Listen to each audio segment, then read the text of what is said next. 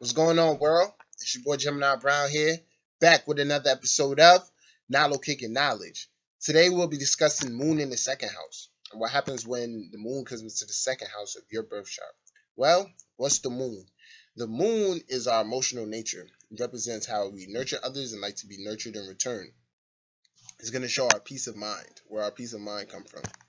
It gives insight into the relationship with our mother.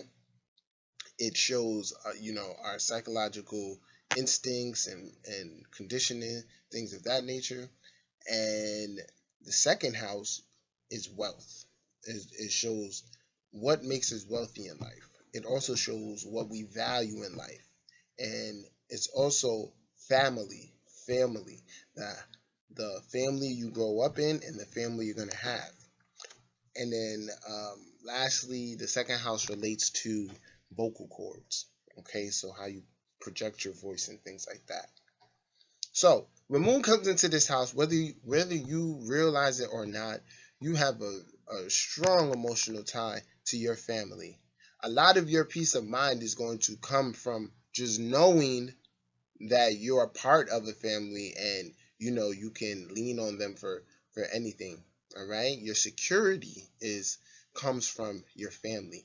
And a key thing with moon is security. Okay, so what I've noticed with this being the second house uh, of wealth and things like that, moon moon here is motivated to go out there and make money. All right, because they view money as a sense of security. Each element is going to view other things and sign going to view other things differently, but for the most part security is going to come from one's ability to you know have assets and things like that. So if it's in an earth sign, you can see these are the people who are very focused on establishing themselves materially in this world. All right, so the mind is the mind can never not have that outlet, that work. All right, this is the original house of Taurus, which is an earth sign. So no matter what sign comes here, work and some type of consistent connection as far as like work or family is really going to bring a lot of peace of mind to this individual. Okay, next thing you need to know is that it's very your mother's your first teacher. Okay, so the way a lot of the ways you go about things, like for instance with second house being you know um family, the way you go about setting up your ideal family is going to be based on a lot of the connection with mom, but more like the family overall. But how you feel about your mom is going to affect your outlook on family. So if you're a guy and your mom was a stay-at-home mom, you may think, that's how it should be. I prefer it that way. Now, if your mom was a stay-at-home mom and all she did was bother you while you were home and you hated it, obviously you're gonna feel another type of way. But mother's influence here uh, goes a long way in affecting your outlook on family. Okay.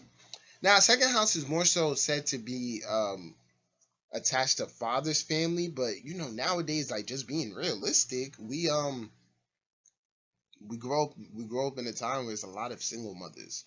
People aren't connecting with their fathers, so that's why I just tried to interpret it as that immediate family that you grow up in. All right, so everything here with Moon is going to be affected by that upbringing, and then we'll bring sign into this. So if say we have a Sagittarius moon here and the parents or the family is quite religious, doesn't necessarily mean that the person will buy into that. This is where we really want to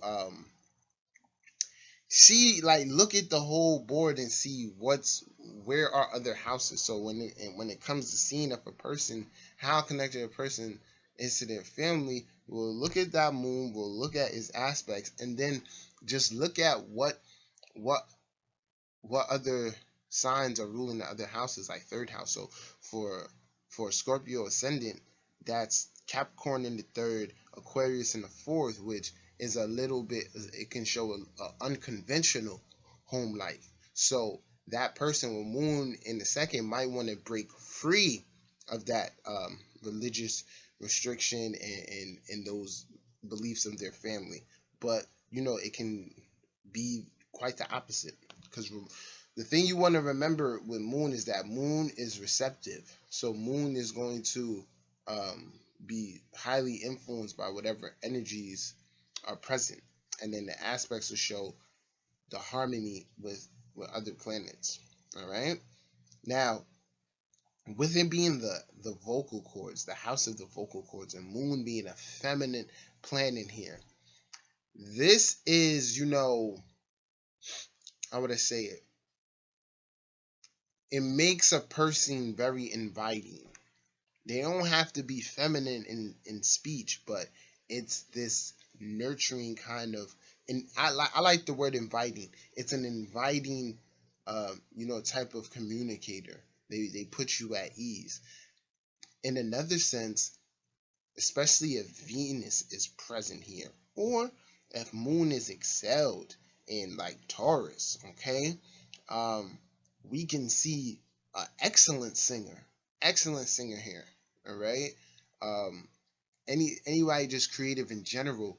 A Venus Mercury conjunction here, along with Moon, or I should say, a Moon Mercury conjunction can make for an excellent comedian, an imitator. Okay, so the um, Moon's presence here gives you like this social grace, in a way where when you speak, it's very inviting. So it would be best to use. I would think Moon here, you know, it would indicate somebody having something to say, like a need to express one's emotions. Then you're just going to need to look at Mercury in that third house to see how well they go about doing that. Okay, but I think Moon here really calls for a strong need to express one's emotions. It doesn't have to be, in a traditional way, be in a creative sense.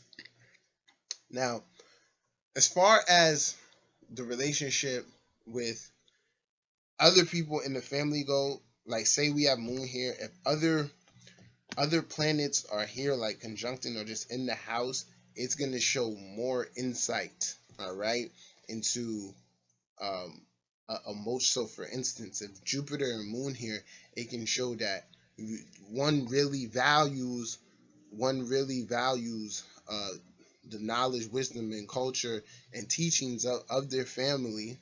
Okay, but also show that maybe it can give an insight into maybe somebody in the family was a preacher, okay, or was some type of religious figure, or even a teacher. All right, if Mars is here, it can show insights to relationship with the siblings. So you really want to break that down and look at it. And then of course we know, aspects like a hard asset like a square here is gonna cause this friction with family and even into one's own married life.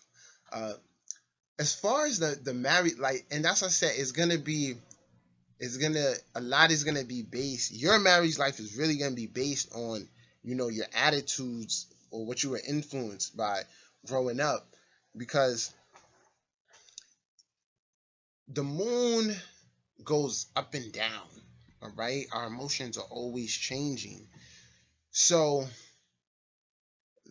the same can be reflected in the person's marriage or just connections with their family. They can indicate coming from a family where, a lot of times we are, like I say, if it's an Aries or something, a lot of times we argue, but then we get over it, but then we may argue again. That's just the natural flow of it. And then stuff like that carries over into the marriage. So people with moon in the second, they marriage is definitely something in their head, but that how it manifests itself is going to be a product of your childhood. All right. So guys, this is my interpretation of moon in the second house. If you haven't subscribed to my channel, feel free to do so. Until next time, peace.